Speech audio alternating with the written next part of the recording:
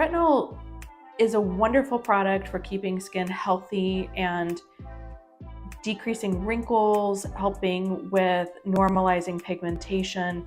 It's really everything that you want for your skin.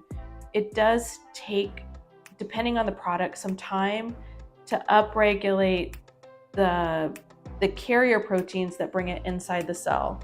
So it's very, very normal, depending on the product, to have red, dry, itchy, flaky, irritated skin for a period of 2 to 6 weeks. And you just need to be prepared for it. One of the wonderful things is the bigger the response to the retinol, the more beautiful the results. So if you can kind of keep your foot on the gas and push through it, you'll get through it a little faster, but you can also ease back and have it not be quite as intense and let it go for a little bit longer period of time.